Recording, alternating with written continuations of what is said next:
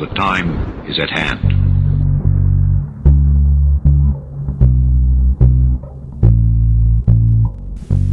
From the crackhead capital of the world, just on the outskirts of Williamson, West Virginia, you're in Dark Places on the Nighthawk Radio Network. I'm your Huckleberry, Junebug Fugit. Our cat Mickey gave us a little scare last week. He's 13 years old. He's not super old. I had one cat that lived to be 19. Monday morning we woke up, his eyes were all watery, his nose was snotty, he kept sneezing, just laying around, not feeling like himself. And by Wednesday he stopped eating, just laying around. He looked awful. I called the vet on Thursday and told them how he was doing. He hadn't ate anything since the day before that and everything, and thought they would just take him right on in because it seemed like an emergency situation to me. And they said, bring him in Saturday. I was like, yeah, Saturday. So a couple more days went by. He still didn't eat anything. By that point he was really weak, could just barely stand up. It looked like death was near. Finally got to take him to the vet on Saturday, and of course the doctor wanted to get her money from Big Pharma and suggested pumping him full of shots. She determined that he had an ear infection, thought maybe that had spread to his eyes and nose and everything, and had him just feeling all icky and not wanting to eat anything. She gave him an antibiotic, which cost me $159. I brought him home and nothing changed. He's just laying around, not walking, not eating, not drinking, just laying there. We were getting ready to go to bed Saturday night, just petting Mickey, giving him some love, kind of telling him goodbye because we didn't think he was going to pull through.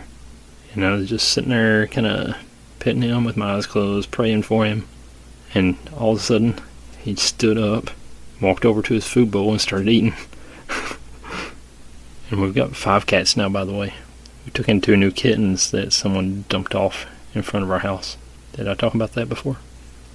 I don't think I did. But Mickey, he's the old man. He's the original. And we love our Mickey. So he seems like he's going to be okay. He's eating again. He's drinking water. He can walk. And still got a long way to go. He's still all snotty looking and stuff. But I think he's going to pull through. Started writing in my book again here lately. In Dark Places. I started writing it in 2013.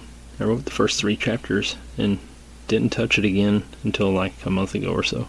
A couple months, something like that. I've been writing again. I'm currently up to 1982 in my life story. So it could be a while. It's a few more years to go. But Jimmy is near completion of his 2nd solo book.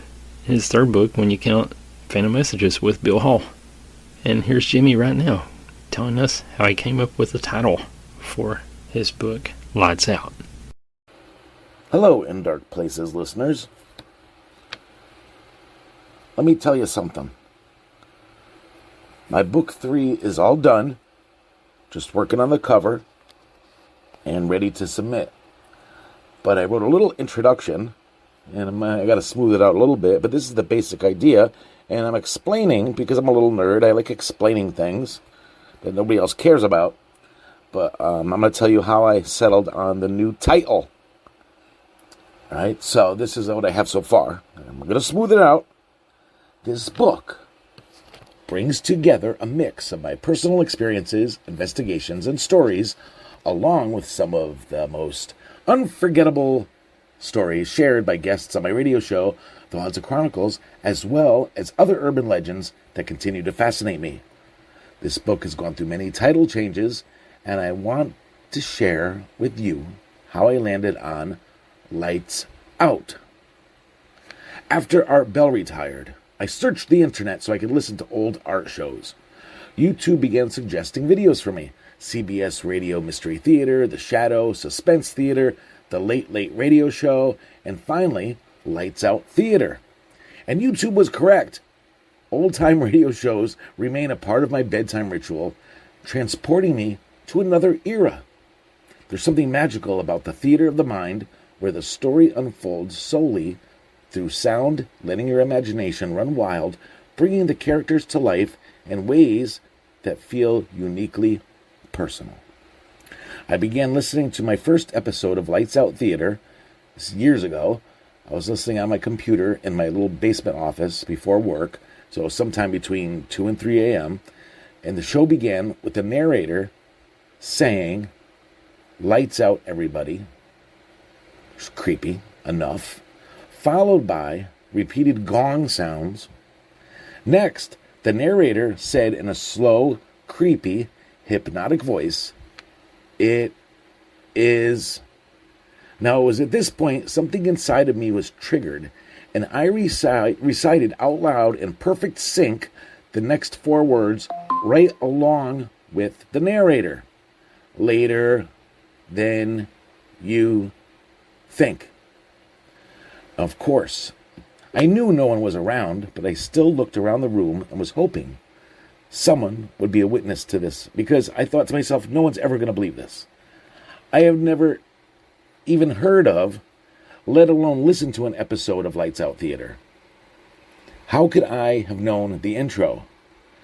The eerie familiarity left me wondering if some part of me had heard these words before, sparking a curiosity about maybe a past life. Tuned into my frequency, even if just for a second, and does this explain my fascination and love for old-time radio? It's fun to think about anyway. Lights Out was a popular American old-time radio anthology series that aired from 1934 to 1952. Buckle my shoe. With a total of around 2,500 episodes. Arch Obler was the host and creator of the show, which was known for its suspenseful and often supernatural storylines. The show's format typically featured Obler introducing and narrating the stories, which were designed to thrill and chill listeners. Lights Out was one of the most longest-running and most influential radio horror series of its time, having a lasting impact on the genre. Let's hope that when long after I'm gone, future Jimmy finds this book and starts reading it and thinks, "Damn, this sounds familiar." Lights out, everybody, and I'm going to play and reenact how this happened. Present Lights Out, everybody. It is Later than you think. How did I know that? Lights Out. Thank you. Jimmy haunted. Lights out. Thanks, Jimmy. How cool is that, though? That is freaky. Or maybe it was aliens. That's always my go-to. If I'm driving down the road, my radio stops working on the car, it was aliens. I woke up on Wednesday, July 9th at 6 a.m. I normally sleep in because I work nights and I like to sleep. Woke up at 6 on that morning and my right arm felt like it was on fire, just down below my elbow, kind of on the inside area, right in through there. It was burning for no reason. Couldn't figure out why. And it stayed like that for the next couple of days. Just constant burning. So I told Jimmy I must have got abducted by aliens. And this week on the show, Alien Encounters, Part 9. A couple weeks ago, my friend's dad told me a pretty bizarre story that scarred me for life. About 27 years ago, my friend's parents, Steve and Julie, were woken up at 1 a.m. to a very loud thud that rattled the house. Worried that one of the kids had fallen out of the bunk bed, Steve went downstairs to check on them, but all three were sound asleep and safe in their beds. Julie told Steve to check the house in case of intruders, so Steve checked the doors and windows before going outside to take a look. After about 10 minutes of investigating the noise, Steve came across nothing unusual and went back inside to go to bed. He found his wife absolutely worried sick. She demanded to know where he had gone and what happened. Confused and tired, Steve told her he found nothing and tried to calm her down before Julie pointed out that it was now 4 a.m. and that he had been missing for 3 hours. Julie had even gone outside to check on him, and he was nowhere to be found. He didn't respond to her calling his name. Unable to figure out what happened, They returned to bed and slept until Steve had to get up for work in a few hours. Steve owns a painting business, and a couple hours after working on a house, he noticed his eyes still feel itchy. Then his eyes started to burn. Then after a couple hours, his eyes burned so badly that he was holding his eyelids open as to not blink because it felt like his lids were sandpaper against his eyes. His employees rushed him to the hospital, and Steve was treated for second-degree flash burns on his eyes. He was told his burns were equivalent to staring at a welder's torch without eye protection for an extended period of time. His eyes were treated, and he was lucky to have his vision fully restored. He is one of the most stand-up guys I know, and the way he told the story gave me the creeps. Dead serious, and no explanation for what happened. His wife was there too, and she was visibly upset when he was telling me that story. 27 years ago, I was walking home from the shops with my dad, and we stopped to watch some really odd lights in the sky. There were two lights, slightly brighter than the stars, zooming around and orbiting each other, making figure eights, etc. And then they stopped moving, got bigger and bigger, until bright light filled the sky, and then they were gone. We carried on our journey home. We hadn't stopped for more than 5 minutes. The whole journey should have been 20 minutes. When we got home, my mom was freaking out. We had been gone for 65 minutes. Our watches were both still working, but were 45 minutes behind every clock in the house. She had the neighbors and friends about looking for us. I don't know what happened to us or what we saw. Maybe it was nothing. When I was a child, I used to see lights. I lived in the country on a farm in Washington State, out near Beacon Rock. I remember one night looking out at the pasture from the front porch. I thought I was looking at the full moon, but it kept getting bigger and was moving left to right over the tree line. I turned around to go get my big brother, and when we came back, it was gone. He thought I was messing with him and punched me in the arm. The next week, I went out to camp in the woods. We lived on a few hundred acres and were surrounded by woods. I would just walk for about an hour or so with my Walker Coonhound and Australian Shepherd until we found a decent spot. I had a .22 long range with me, or a 20 gauge.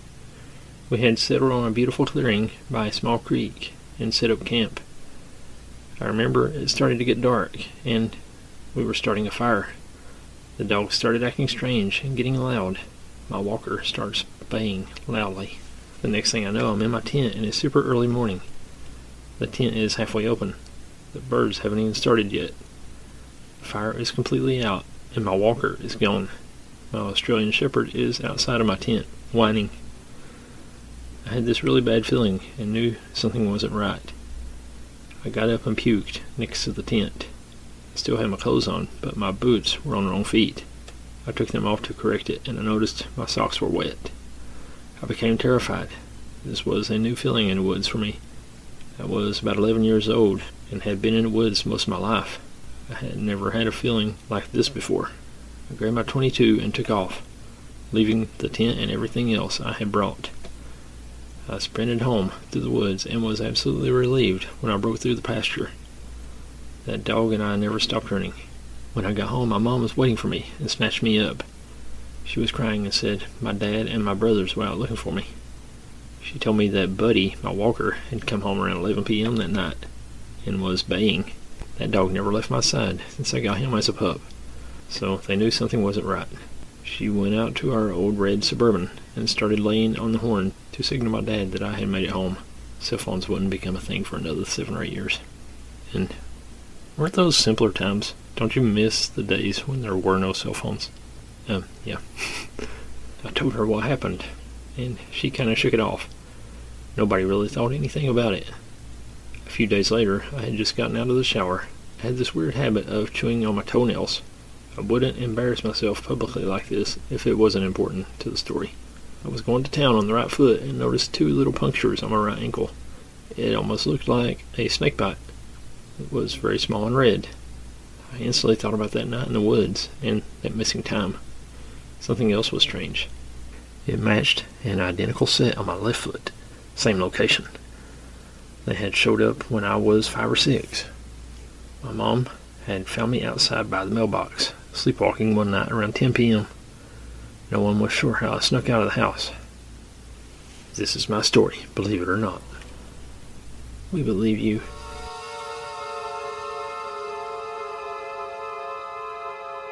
I live in a partly secluded part of Washington State. I was in my late teens and my parents had gone to Seattle for something, so I was put in charge of the property. I was closing everything up, i.e. the barn we own and some other small utility buildings, when I looked up and saw 3 reddish-orange lights in a triangular formation. They were just floating there, as if they were magnified stars. So magnified, in fact, that everything else was slightly illuminated by their warm hue. I was mesmerized, standing there, and suddenly lost my sense of balance, as if the ground in front of me has begun rising, and I passed out. The next thing I know, I'm on the ground in the barn that I had locked up, according to my watch, about a half an hour before. Needless to say, I was petrified. I scurried to the house with my tail between my legs, and scared and confused. I didn't sleep at all that night, and my sense of security I had was gone. Even though I was locked safely in my house, I felt hopelessly exposed. In hindsight, I think it is possible I was lightheaded, opened the barn door, and fell down, but it still shakes me up thinking about it. I was living out in the boonies with my mom. I was 15 years old. I had been talking with this girl on and off for weeks, and I was on the phone with her. It was just before dark when this chick was telling me that if I'd come over to her house, she would sneak outside and hang out with me as soon as her parents go to bed. Luckily, she only lived like 2 miles away, and I had a bike. It didn't take long to decide right then and there I was going to make that trip. Luckily, my mom always went to bed super early as well. She texts me sometime after 10 p.m. that her parents went to bed, and I'd leave for her house. As I'm riding my bike down these dark country roads, I see something strange. Orange glowing lights in a triangular formation. They were just hanging there, still. I stopped for a second to get a better look, because there were some trees obstructing my view, and they started looking bigger the more I looked at them. I started to feel this really weird sensation that I can only describe as similar to vertigo. I completely blacked out. I woke up and I'm still on the side of the road, but not where I was before. I got super confused and I couldn't quite figure out where I was for a minute. I pulled out my phone to look at the time. It's dead. My bike is nowhere to be found. I started heading down the road in the direction I came. And suddenly I realized where I was. I was on the opposite direction of my house from where I started. Like I was on the same road, just on the other end of it. I turned around when I realized this and I ran home. I got home and plugged in my phone, and it's like 2 a.m. and I have a bunch of missed calls and texts from that chick asking where I'm at. I went to bed and slept like a baby the rest of the night. The next day I called the girl to tell her what happened. She sounded skeptical, and I asked her what time it was the first time she called me the night before when I left. She said she called at 11 and it wouldn't go through. I left sometime after 10. I know my phone was at nearly full battery because it was on my charger before I left the house. I found my bike later that same day in the same place I remember stopping. It was just laying there on the side of the road. I remember having really crazy dreams and a bad headache for a couple weeks after that happened. You know, after the first couple weeks I never really had any dreams anymore, and I still don't. Not sure if this is related at all. I can't say for sure it was aliens or an abduction or whatever, but I'll be honest. I'm not normally an anxious guy, but being outside alone at night has creeped me out ever since. Staring at the night sky gives me anxiety when I'm by myself now. I'm not even sure I want to know what happened.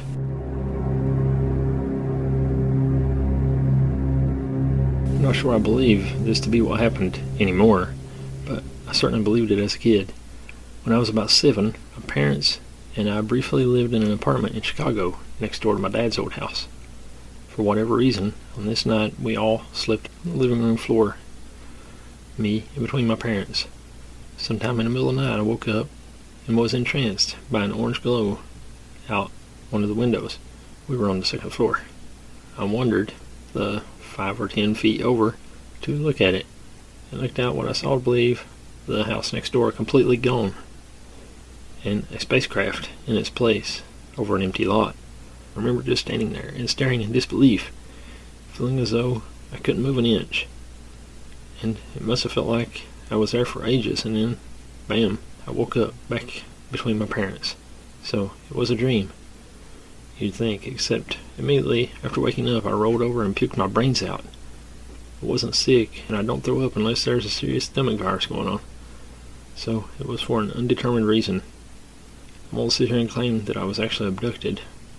As I got older, I started to rationalize that I was probably just scared by a dream. But I always kind of wonder. Not entirely sure if we were abducted, but my wife and I were both missing time. We were in our bed when suddenly we both came to, and were in totally different places in the room. My wife said she fell asleep while we were in bed, and she woke up, but she was already sitting up, and I was standing at the door. She remembers that we both came into consciousness at the exact same time, and were disoriented, but it felt like everything was okay. She's hesitant to say aliens, abduction, or even something spiritual, but she exclaimed that something happened. Not sure how much time had passed, but she looked at me and said, "What happened?" And I said I wasn't sure. Neither of us were scared, and we were both incredibly tired. We decided we would just go to bed and talk about it in the morning. I looked up instances of missing time, and a lot of them said the same thing. When they came to, they were just very tired, and they knew something was totally weird, but just wanted to go to sleep. We had a carbon monoxide detector, and it was fully functional. It was in an apartment, not a house, so it was routinely checked and up to code at all times. I was at a friend's cabin one night with 5 to 6 friends.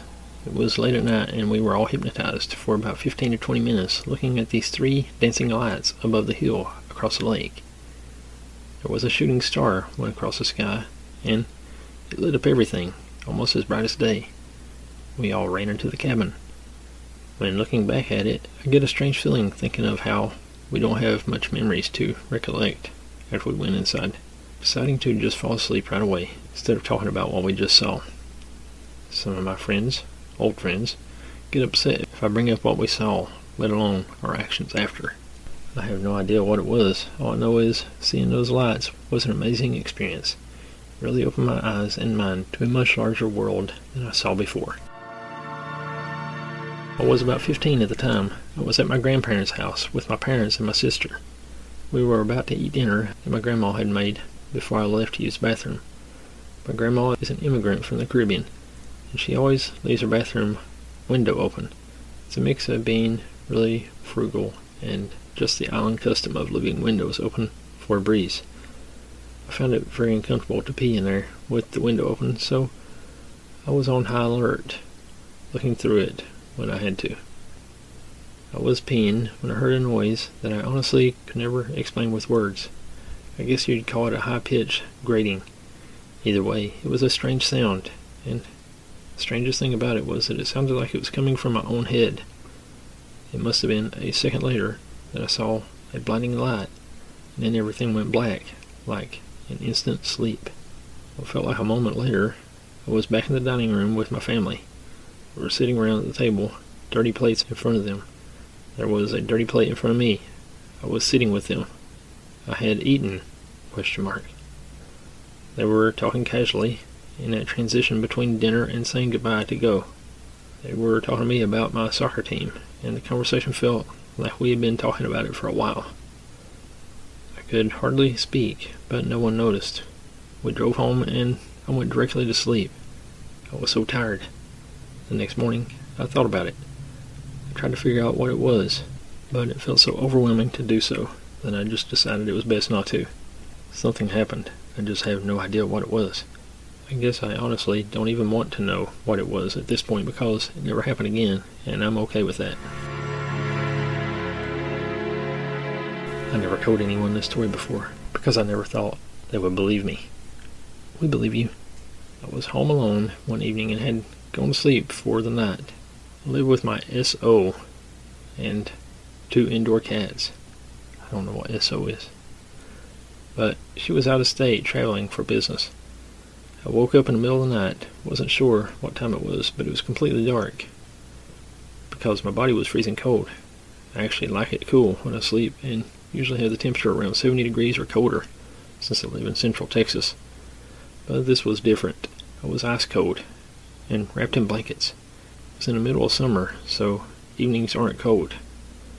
When I grabbed my phone to look up the time, it seemed to be off, and I pressed the on button, but it didn't turn on. Since I was half asleep, I shrugged this off, and I walked out of my bedroom to go adjust the thermostat and noticed that the cats weren't around. This was weird because those fur balls are always hanging out in the bed or around the bed. Anyhow, I walked to the thermostat and tried to adjust it, but the power to the thermostat, I have a nest, was nil. I don't know what half of these phrases mean. I need to get with the times. And the power to the house seemed to be off. I peeked out of the upstairs window to see if any of my neighbors were having power issues, and I noticed that all of their outdoor lights were working just fine. From the time I woke up to this moment was probably about 1 to 2 minutes maximum. I decided to wander downstairs and grab some water, but am startled to realize that there is a glow of light coming from the first floor. The way my house is situated, I couldn't see the light until I had approached the stairs. I found this odd because the power seemed to be out upstairs, which didn't make a lot of sense. I started walking down the stairs and began to hear a faint humming noise. The noise had a high pitch to it, with arbitrary pulses and low sounds, almost like a muffled weed whacker that someone is throttling at random. As I continued to walk down the stairs, I spot a dark, slowly moving figure in the room with a light at the bottom of the stairs. The next step that I take feels like I walked off the side of a cliff or was sucked into the floor. That is really the best way I can explain it because I don't remember what happened after that moment. I just lost all feeling from my body. My next memory is waking up again to the sound of my phone's alarm. Everything seemed to be back to normal. I sat there in bed, cats back to being lazy, in bed beside me, and tried to think about the 2-minute incident that happened in the middle of the night. I am not a sleepwalker, and I was definitely not dreaming. My security system's app shows the time whenever the door is open or closed, and I realized that my security system was disarmed on the app, and that the front door had been opened and closed several times throughout the night. I pulled up my security footage from the exterior cameras, and was surprised to learn that there was 0 footage from the night. Like the motion sensors reacted to a random car driving by around 10 p.m., and the next thing was another random car in the morning. So someone or something walked in and out of my front door, but the cameras did not capture any footage. My neighbor across the street has a good security system that points at my house, so I asked if I could review the footage from his cameras. I told him some made-up story about how I thought someone had broken into my truck. Anyway, he said it was weird because when he pulled up the footage from that night, his cameras did not record anything, just a time gap once again. My first thought was that I was sleepwalking, and that the memory was a dream, but it couldn't have been.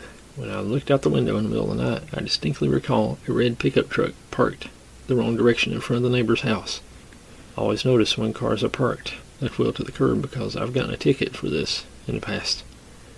Anyhow, the truck was not there before I went to sleep, based on the footage, but it was there in the morning, based on the footage. So, the truck was there when I saw it in the middle of the night. I definitely woke up in the middle of the night, cold as ice, no cats, no working phone, or thermostat. I saw the truck out of the window, and then I got warped by something on the stairs. A couple of additional things that were different in the house. The security system was disarmed, and I definitely armed it before I went to bed. The light was still on downstairs. It was absolutely off before I went to bed. My whole body smelled like burnt marshmallows. I know this is weird, but that's really how it smelled. And lastly, my 55-gallon fish tank that sits at the bottom of the stairs in the entryway was missing 2/3 of the water. Seriously, where did 40 gallons plus of water go? The whole area around the tank was bone dry, and the fish were fine. In the 90s, my family lived in a coastal city in Saudi Arabia. My parents were doing up the flat we lived in, so my brother and I had to sleep on the same king-size bed for a week or so. I was probably around 10 years old, and my brother was about 13 years old. One night, my brother started shaking my shoulder and trying to wake me up. and saying, "Do you want to see this too?" I don't know what time it was, but it was dark. I was under my duvet. I don't know what that is. And had no idea what he was talking about. I opened my eyes and I saw this featureless, lanky, tall person made of dim light. It was standing by my brother's side of the bed. Before I could process what was happening, it extended its neck over to the middle of the bed between my brother and I and disintegrated into tiny lights across the room with a massive static sound. My brother and I screamed and hid under our duvets. I think that's why I blanket. Next thing I know, I wake up in the morning at the exact same time as my brother. We just looked at each other and ran out of the room. We have talked about this incident a few times over the years and still don't understand what happened. A mutual, shared episode of sleep paralysis, monoxide. We had our windows open. The flat was ventilated properly. My parents don't remember hearing any unusual sounds. They slept soundly in their room. I asked my brother when he noticed this thing as he woke me up. He remembers waking up to a glow in the room. He opened his eyes and he saw the thing of light walk up to his side of the bed and just stand there with a soft humming sound coming out of it. He thought he was dreaming, so he tried to ignore it and turned to his other side. He looked back after a while and it was still there, so he decided to wake me up. No idea what to make of this incident. I'm 40 years old now. I've had a few incidents over the years that I can't explain, but I'm healthy, so all is good. My father would tell me the story repeatedly with such a straight face on his face. I never knew if it was a myth, but when I asked my grandmother about this, she remembers it as clear as day as well. My grandmother was just known as Mother back then, having 3 children, one being my future father. They were living out in the middle of nowhere in Michigan, lost in the trees in tranquility, preparing for a weekend without kids. Her husband, my grandfather, was dropping off the kids with family. When he returned to the house, it was dark, that creepy dark where everything feels eerie and you feel alone. They had a fine evening despite this ill-minded thought, and they didn't have any problems falling asleep. They didn't have any trouble waking up either, as they were woken up by bright flashes through the tiny solo window in their room. They quickly made their way to the kitchen, where they opened the back door to see what was causing the bright light. My grandfather, wanting to be brave, told his wife to step back, and as he opened the back door, more bright colors appeared, an array of colors neatly set in a weird shaped circle, floating just right above the ground. His eyes adjusted to the oddly, inhumanely bright colors flashing abruptly. He noticed they were coming from some sort of misshaped aircraft, almost shaped like a football, just a little more round, but still resembling the bare shape of a deformed football. He couldn't tell what color, nonetheless, what kind of material it was made out of due to the bright flashing colors coming from the odd aircraft. It was just small enough to fit in between the patches of trees, but large enough a family could easily fit in. He noticed something walking toward him on 2 legs, 2 feet, just like a human, though seemed to be nude. It didn't have any genitalia from what he saw, but everything else was very human-like.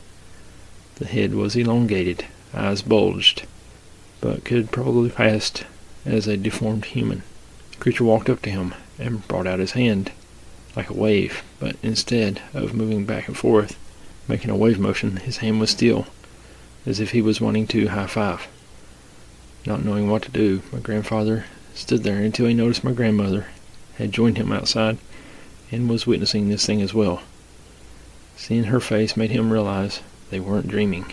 Once the strange human-like creature put his hand down, another one of their kind, walking out the same platform his accomplice was standing on, protruding out of the aircraft.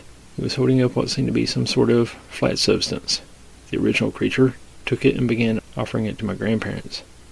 Nervously, my grandfather reached out for it, but the creature retracted and reached out to my grandmother instead.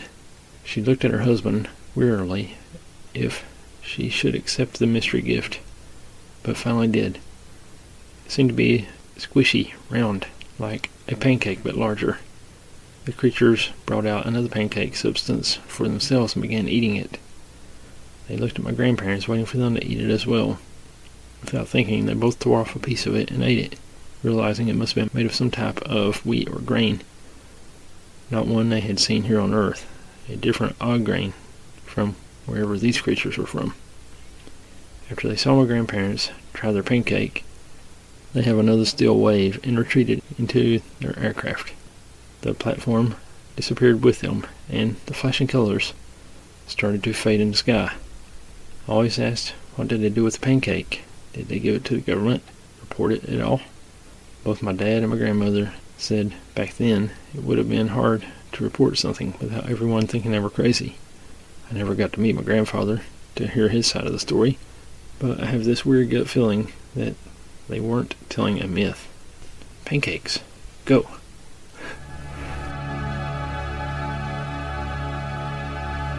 That seems kind of familiar. I've heard something like that before, where they give people like this squishy object thing. I'll have to look for that. But anyway, that's about all the time we have for the show this week. Thanks for listening. We really appreciate you. Thanks as always. Jimmy Haunted. New episodes of the Haunted Chronicles can be heard right here on Nighthawk Radio, the first Friday of every month. Thanks to all the crew at Nighthawk Radio. If you have a strange story and you'd like to be a guest on the show, or if you got a story to send in, send it to indarkplacespod@hotmail.com. Thanks for listening. We'll see you again right here next week. God bless.